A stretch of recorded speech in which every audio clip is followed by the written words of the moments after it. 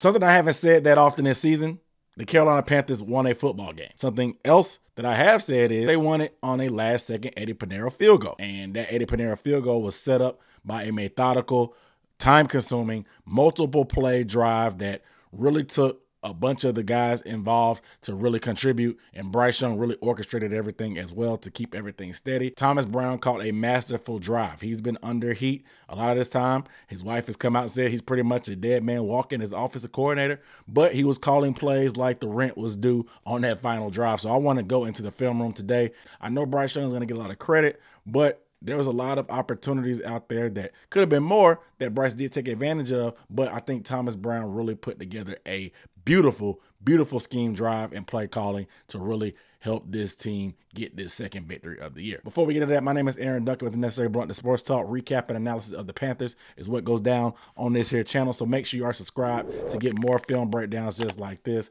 as we continue to trickle through this god-awful season. I will be turning my talents and attention to draft season as well very, very soon, doing in-depth breakdowns that way as well. So if you want to get more insight on that in terms of overall the draft and the Panthers, go ahead and hit the subscribe button down below and that bell icon so you get notified every time I drop a video. All right, let's kick this thing off. So I'm going to go through the key plays, and this was a drive where, think about the conditions. Look at the people in the stands. Ain't nothing but ponchos and people on their feet. That's how sloppy and messy it was all day. So I don't know if you played football before. If you ever played in a rainy game, it's like trying to play with the medicine ball out there, to put it lightly. Like, imagine somebody out there with a light medicine ball trying to throw it around, trying to catch and squeeze that thing, trying to hold it on your arm and not fumble when you're out there as a running back. It's just hard to really operate in this type of weather. So keep that in mind as we go through these plays. I am going to have some critical points about some of their throws and catches and stuff, but like I said, I just wanted to preface it by saying, look at the conditions. If you can see yourself on this video, you probably can. There wasn't nobody there. I know everybody and their mama probably moved down to the 100 section. Regardless, let's get into it. So this first play I thought was beautiful, and this actually reminded me of one of the first plays that Thomas Brown did to kick off the drive against the Texans. So what you're going to have here is Chuba Hubbard coming out the backfield, and you're going to have Jonathan Mingo go in an inside release and break on the post route. And you're going to have Tommy Tremble right here hit about 10 or 12 yards and go on the corner route, breaking out towards the sideline at about 45 degrees. Now, they played a lot of man coverage, so this is a great man beater. And one way it helps is Jonathan Mingo's going to, I don't know if it was intentional or not, but he's going to run into the defender that's manned up with Chuba Hubbard, which is number 37. Normally, this would spring Chuba Hubbard away as it was a natural quote-unquote rub route, and against the Texans, Bryce Young hit Chuba on this play, and Chuba got a chunk of yards. This play, he's going to read the coverage, and Tommy Tremble's going to pop open. Let's run it. And I really like this type of play because, like I said, it's man beaters, and this is just a staple of what Thomas Brown probably built up with Sean McVay. And as you can see, Tommy Tremble's open, easy pitch and catch. So let's run it back just a little bit because let's watch Tommy's route. And I thought that this was great. Only thing my criticism here is Bryce. He's a little bit late on this. Watch when Bryce lets it go. He hasn't let it go yet. Tommy's already wide open. You can clearly see he's going to be wide open. The safety is 10 yards away. He's the only one that has eyes on Tommy. And as you can see, it's starting to break out. He lets it go, gets it there. Tommy has to work back to it. Remember, like I said, it's wet. The ball is wet. It's like a medicine ball. It is effective. We move the chains. However, the quality of the throw has nothing to do with the bad timing. I wanted to see Bryce get this out early. Let's look at when he probably should have got it out, because you can see Mingo here rubbing the route. And like I said, at the bottom, the guy that's manned up on Chuba is right here getting banged up with Jonathan Mingo. So he could have dumped it off to Chuba real early if he wanted to. But I think about right now, he should be letting the ball go. If he lets the ball go right now, Tommy Tremble's going to be able to catch and run to the sideline. You put some air under it. I know it's going to be hard to throw it. You just lob it up there, let him get under it and run under it. He gets to the sideline, and he doesn't have to wait for it. He's able to get upfield, but instead it's a catch and tackle. Nevertheless, we move the ball. And that's the difference between big plays sometimes. Yes, we don't have the most talented wide receivers, but if you put the ball on these guys early, you give them a chance to maximize and get more yards after catch. Too many times our guys go down immediately after catching the ball. Sometimes it's their fault and just not being that talented. Other times it is on Bryce Young. All right, high pressure situation is 3rd and 3 with 4 minutes and 47 seconds left. Man, this was a clutch play. You're going to motion out to a trips down here at the bottom, and I love this design by Thomas Brown. So what you're going to do is you're going to get a switch release. Switch release is instead of guys just going straight and running their route, they're going to crisscross, applesauce, whatever you want to call it, as they release. And with these guys in man coverage, you can see 21 talking to 24, say, hey, if they switch and do whatever, stay with your man or whatever. You can either call banjo, where depending on who goes where, you go with who. Like sometimes number 1, if whoever comes outside, number 1 will take number on the outside. Whoever goes in the middle, 21 will take the middle. Whoever goes inside, 24 will take. This time, they decided to get their man.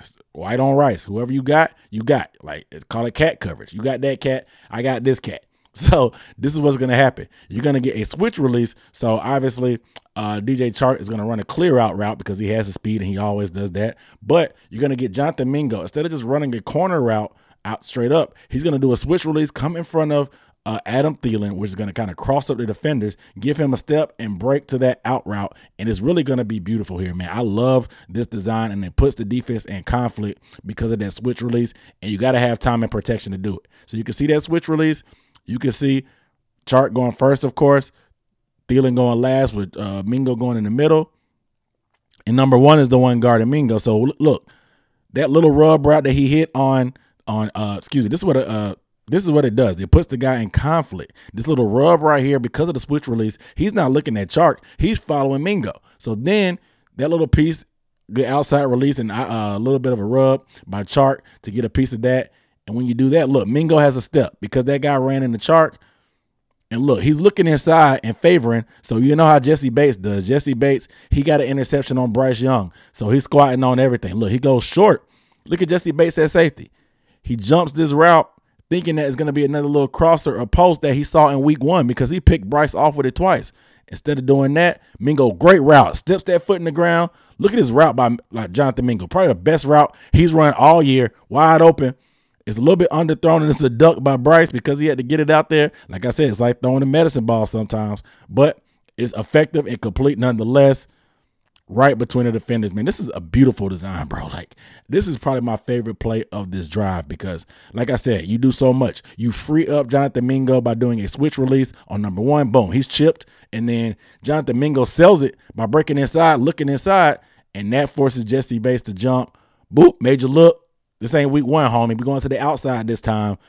And it's a completion for a huge first down on 3rd and 3, rookie to rookie. This is the type of connection we want to see. This is the type of route running we want to see from Jonathan Mingo. Sometimes he gets some lazy route running, but this was a phenomenal route. A phenomenal route. Phenomenal. And this is clutch. To come up with this in this scenario, clutch. Clutch. We'll watch it from the back view just to see the protection one time real quick. This is probably about one of my favorite plays of the game, man. This was clutch, big time completion. You can see Mingo faking inside, and you can see Jesse Bates. Jesse Bates bit so hard, his feet are in the screen. And you can see him get beat on it to the outside. Mingo beats that double coverage. Like I said, there's a duck, but it gets there, and that's all that counts on this drive because we're trying to get a win. It ain't got to be pretty as long as that ball gets there. Like I said, it's like a shot put in a medicine ball. It's even snapping back to the backfield bad. Look at that. Look at that duck. Quack.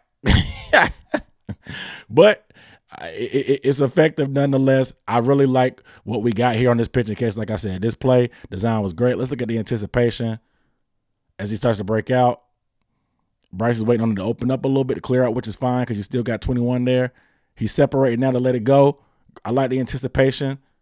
Ball location needs to be a little bit more to the sideline, and maybe with this defender back there slipping, Mingo can get up the sideline. Maybe Chark can get him a block, and we score. Regardless, the sticks get moved. All right, a couple plays later, 3 minutes and 47 seconds left. The ball is on the other side of the 50. You're going to get a pretty good play right here. This is phenomenal, man, honestly. At the bottom, you're going to have DJ Chark and Adam Thielen. Adam Thielen just going to run a simple option route. He's going to run, read the coverage. If there's favoring inside, he's going to break out. If they're playing too far off, he's going to stop. If they're playing off on the outside, he's going to cut across the middle. A play we've seen multiple times in this offense. Him and Adam Thielen have hit on this multiple times.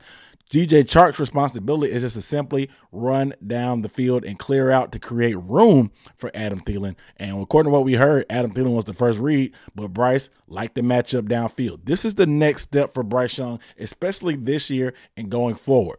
I know we talk about NFL open and college open. Sometimes guys just aren't open on this team. Sometimes they are, and Bryce misses them. Other times they have one-on-one opportunities. In the modern NFL, when you have one-on-one wide receivers, you have to find the best matchup that you like with the guy that you trust that can win. You're either going to get a flag for pass interference, you're going to get a good catch, or if you put it only where the guy can, if you put it too far inside, yeah, it may get picked. However, the rules are so favored towards offense that something good can happen.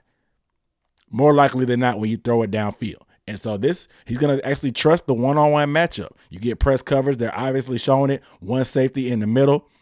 Adam Thielen stops. He looks at the option. Thielen is available if he wants it, but he sees DJ Chark down the sideline, holds it a little bit, pats it, and starts to pull it up. Once he realizes he can't run by it, it's time to go back shoulder.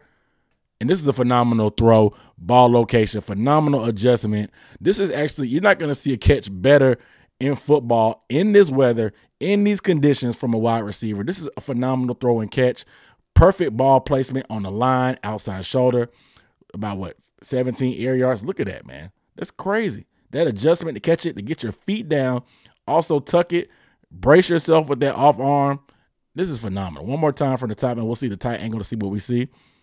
But one-on-one, outside release, he can't get upfield. Once you see he can't get it, Chark is a speed guy. Once the quarterback sees that the cornerback is playing so far upfield that he can't get by him, it's time to go back shoulder. And when you throw it back shoulder, like I said, give your guy a chance one-on-one.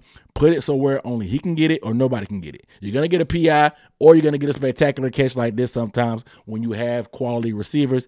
This is a phenomenal adjustment by DJ Chark. This is a play that they've missed on multiple occasions this year trying to go back shoulder, but this was a hell of a time to connect on it. You can barely see the location up there, but look at those twinkle toes. Look at those twinkle toes by DJ Chark on the sideline. Look at that. That's crazy. That's crazy.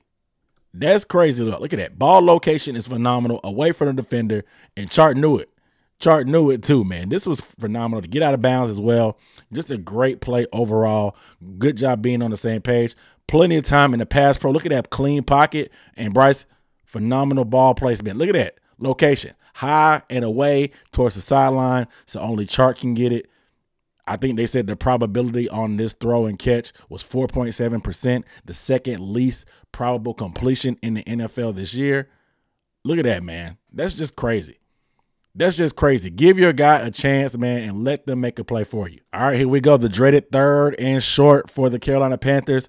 And this is 2 minutes and 57 seconds left. They're definitely in field goal range, but a first down here will allow them to pretty much seal the game with kneels. What do? Thomas Brown finally goes under center. Finally goes under center and runs the ball with Chuba Hubbard. Can we get it? It's not blocked pretty, but Chuba's able to scratch, claw, fight. Fall forward for a first down. Let's look at some of the blocking from the tight view. Hell of a first down here. Finally, Thomas Brown gave the people what they wanted. Not a shotgun run, but an under center run on 3rd down and short. What a play right here. So we're going to get a zone to the left. You're going to get this motion by Amir Smith-Marset to kind of get the defense fast flowing, and you're going to run zone. That means everybody's going to be blocking down to the left. So Icky's going left. Mays is going left. Bradley Bozeman's going left. Gabe Jackson's going left. Moten's going left.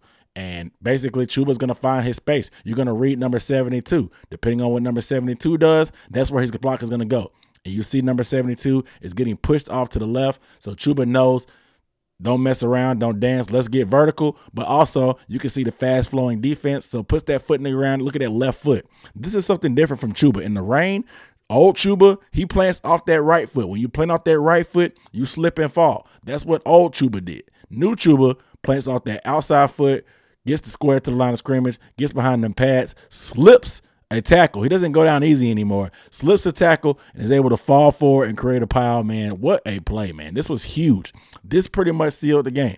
Instead of putting the defense on the field to have to defend the ground, you bang it up in there, get scratch and clawing, make a little scrum, like a rugby scrum, move the sticks, seal the game.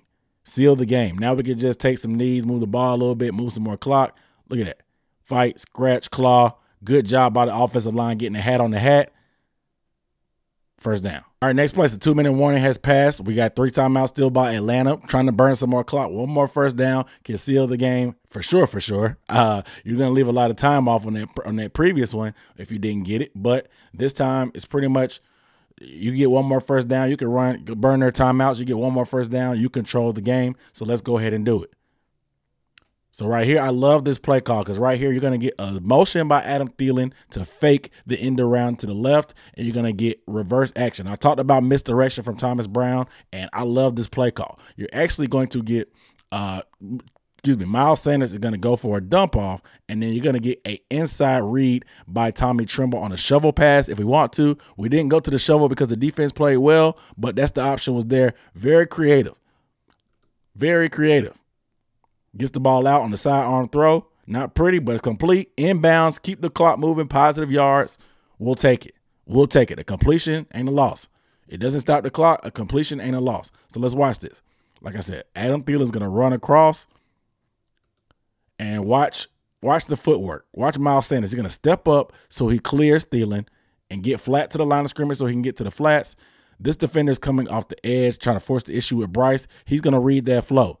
As you can stop it right here, you can see Tommy Tremble is looking potentially for a shovel pass. If he wanted to do a shovel pass, he can either go to the shovel pass if the guy goes too far upfield, or if he stays too flat and goes on Tommy, he can get it around. Bryce wanted to get it to the outside because he saw that there were no defenders outside running with Miles Sanders, so he did the best he could. Sidearm action, get it through there to Miles.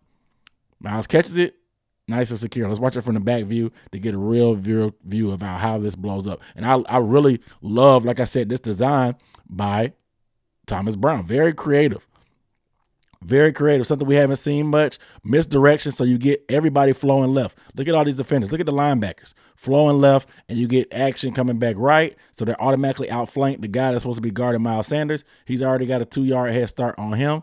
But look, if he wanted to, depending on what the read is, he can flip it in here to Tommy Tremble for a shovel pass. Maybe Tommy goes in here with Calais Campbell and gets tackled. Good decision by Bryce. Look at that arm angle adjustment right there to curve it around this guy. It ain't pretty. Look at that. It's a duck. It's a duck. But it gets out there effective enough. Like I said, it's like throwing a medicine ball out there. But nevertheless, it is complete. I just love this design, man. Watch everybody getting fast flowing.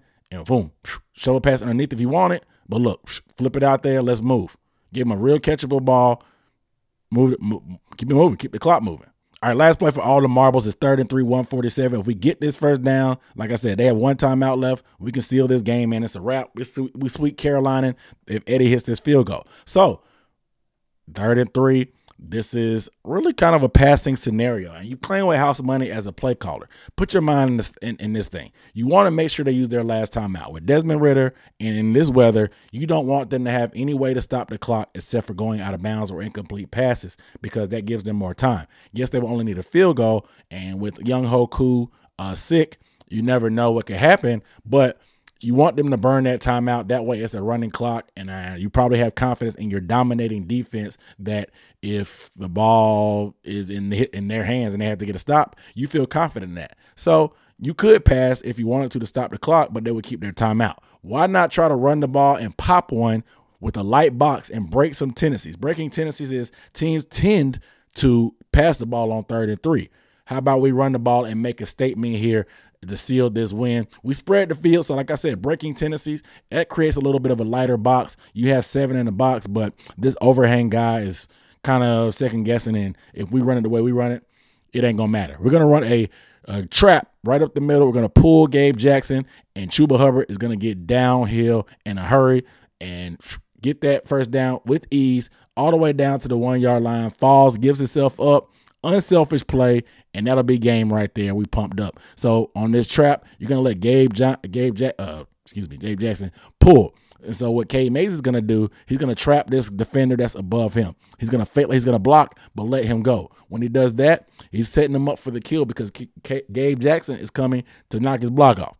And that's exactly what happens, but the defender slips a little bit. Anyway, Gabe Jackson comes to hit him and buries him. Chuba has a hole, hits it, gets behind those pads. First down, Panthers. Look at Cade Mays getting pumped up with the fist pump. Woo! But look at it. It's a beautiful thing, man.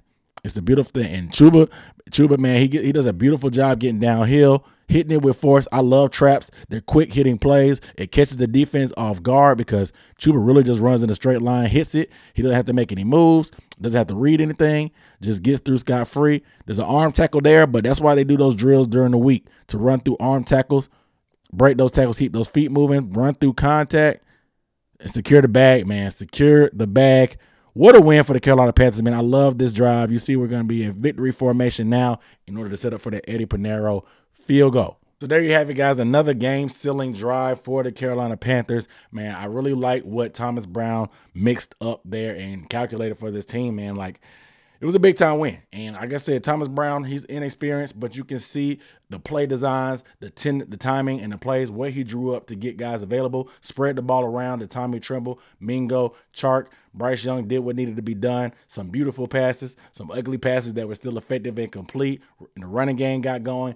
Just a real balanced attack with plenty of time that really controlled the game. The last 7 minutes of the game were controlled by the Panthers.